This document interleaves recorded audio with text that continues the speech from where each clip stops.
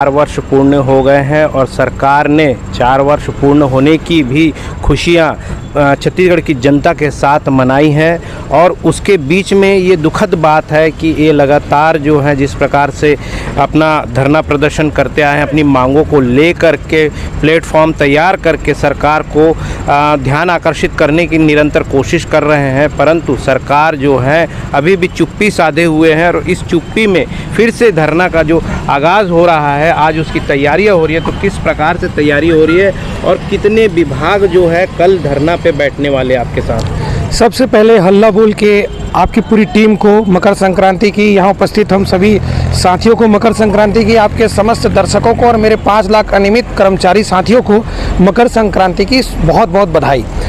कल हमारा 11 से 5 रविवार के दिन में यहाँ पर एक बैठक का कार्यक्रम आयोजित है, जिसकी बाकायदा विधिवत हमने परमिशन ली हुई है।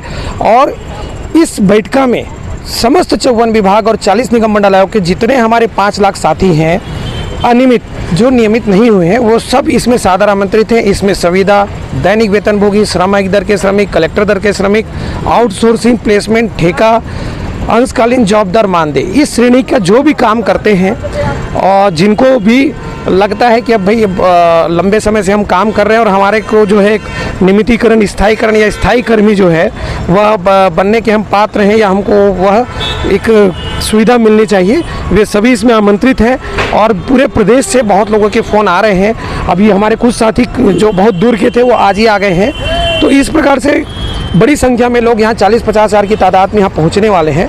और इसमें हम सभी बहुत ही सकारात्मक ढंग से, अभी तक आप देखे होंगे सब कार्यक्रम में सरकार को कोसना, गाली देना, रैली, धरना प्रदर्शन होता है। हमारे इस संगठन के बैठक में हम सरकार को वह कानूनी बाधा मुक्त सलाह, संवैधानिक बाधा मुक्त सलाह और ज़ीरो बजट जिसमें सरकार को हम लोगों के भला करने की जो शुरुआत होगी, नियमितीकरण, स्थायीकरण या स्थायी कर्मी बनाने की, उसमें कोई भी वित्तीय भार नहीं आएगा, ऐसा सुझाव हम देंगे। अतिरिक्त नहीं होगा, हाँ, कोई अतिरिक्त व्यय नहीं होगा। इसी के लिए हम बैठक कर रहे हैं। और इसमें हमने सादर मुख्यमंत्री जी को आमंत्रित किया है, पूर्व मुख्यमंत्री जी को आमंत्रित किया है और विभिन्न दलों के जो राजनेता हैं उन सभी को आमंत्रित किया है। और ये बैठक का एक लाइन में मैं सार में बोलूँगा, हम जम्मू 5 लाख छत्तीसगढ़िया ST SC OBC और जनरल कास्ट के अनियमित कर्मचारी मन के ये बैठका है, जेमा जम्मू पार्टी के छत्तीसगढ़ के पक्ष विपक्ष सत्ताधारी सबो पार्टी के छत्तीसगढ़िया नेता मन के साथ में हम मिल बैठ के छत्तीसगढ़ के हित पर एक बहुत अच्छा निर्णय लेबो। और हमर मन के आकांक्षा से पद के है 5 लाख के एक झटका में नहीं हो सके, शुरुआत हो। और हमर मन के जो अलग अलग 5 प्रकार है, जैसे कुछ सुविधा वाले मन के हो, कुछ दैनिक वेतन भोगी के हो, कुछ श्रमिक दर कलेक्टर दर के हो, कुछ अंशकालीन जॉब दर मानदेय के हो, कुछ आउटसोर्सिंग प्लेसमेंट ठेका वाले मन से ले जाए। ये हमारा आकांक्षा है। भले 5 श्रेणी में 2-2 हज़ार बस के आदमी के हो, शुरुआत हो, ताकि ओकर पाछू जन मन के आए, जन वही प्रक्रिया, वही नियम कानून से आए, तेखर बर रद्दा बन जाए। अभी जो है माननीय मुख्यमंत्री जी ने स्वामी विवेकानंद की जो कुटिया थी जहां आकर के रहते थे, उनका अनावरण जो किया है उन्होंने, जिस प्रकार की जो भूमि पूजन की है उसकी नई स्मृति को बनाने के लिए, उस दौरान उन्होंने खेल और जो पुलिस विभाग की जो भर्तियों की बात की है, नई भर्ती की, तो वो तो करेंगे ही। साथ में जो अनियमित कर्मचारी जो है उनको इतनी तकलीफ़ में 4 सालों से लटका कर रखे, इसमें क्या आप लोगों का क्या कहना है? देखिए, नकारात्मकता देखेंगे, सब जगह नकारात्मकता दिखेगी। मैं सकारात्मकता देखता हूँ, सकारात्मक व्यक्ति हूँ। अखबारों के माध्यम से हमें सूचना मिली है कि एक शुरुआती दौर तो शुरू हो गया है। संविदा, दैनिक वेतन भोगी और श्रमिक दर के श्रमिकों के लिए खुशखबरी आई है। हम ये जो बैठका कर रहे हैं और ये जो खुशखबरी आई है, ये अचानक नहीं आई। हम पुराना बैठका किए थे। आपकी जो बैठक होगी, जी, कोई सार्थक निर्णय निकलेगा, सरकार संवेदनशील होगी? एकदम अच्छा सवाल। मैं यही लाइन बोलने वाला था कि हमारा पुराना बैठका हुआ, सरकार ने एक शुरुआत की, सरकार की शुरुआत हो गई है, जिसमें मैं अभी फिर से दोहरा रहा हूँ, दैनिक वेतन भोगी, संविदा और श्रमिक दर का वो प्रक्रिया प्रारंभ किया गया है, जो हमको मीडिया हाउस से पता चल रहा है। अब उस दायरे को बढ़ाने के लिए पुनः यह बैठका हो रहा है। इसमें हम ये कोशिश में है, ये प्रयास में है, अंशकालीन जॉब दर मानदेय, आउटसोर्सिंग प्लेसमेंट ठेका में जो वर्षों से काम कर रहे हैं, भले गिने चुने 2-4 हज़ारों को करो, 2-2 हज़ार को हो, पर रास्ता बने।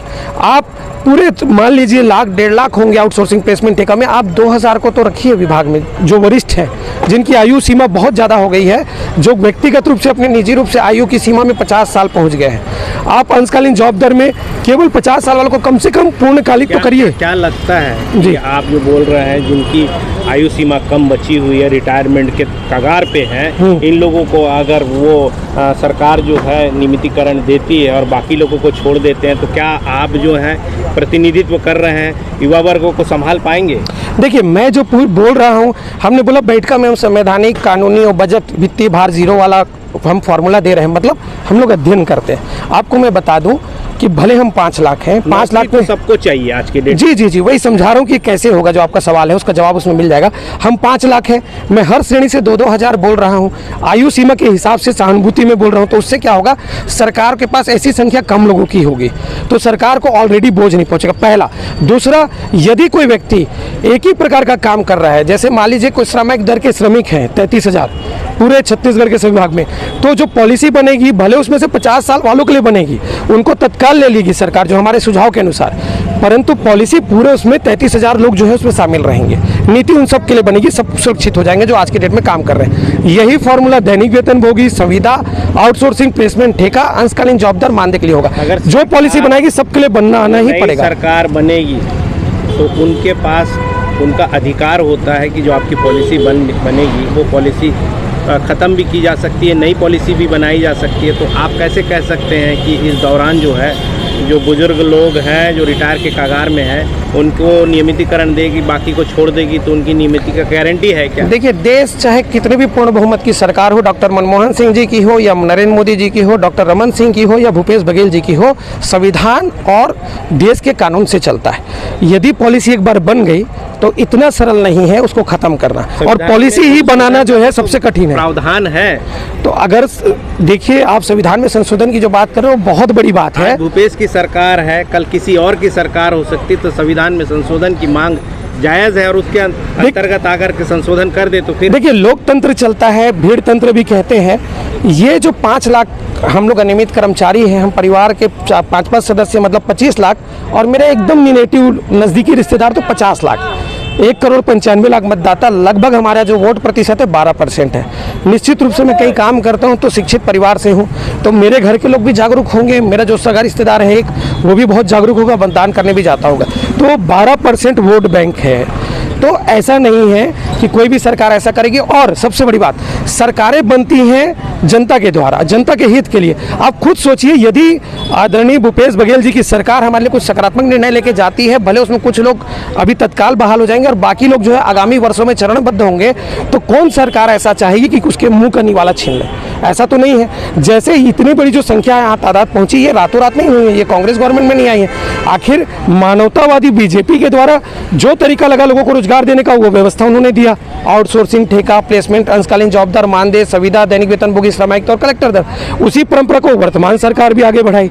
अब ये सरकार कुछ अच्छा इनके लिए शुरुआत करेगी तो नैतिक रूप से उस सरकार के ऊपर दबाव भी रहेगा और हमारा संवैधानिक अधिकार भी है कि वो उसको आगे बढ़ाएगी। क्योंकि अगर सरकार 50,000 एक ही प्रकार के रखे हुए व्यक्तियों में किसी एक के लिए निर्णय लेगी और बाकी को छोड़ देगी, तो वो जाके कोर्ट से स्टे ले आएंगे। सरकार जो है बहुत अच्छे से समझ गई है ओल्ड पेंशन स्कीम, और आपका जो 76% वाला बाधा है उसको उनको समझ में आ गया है।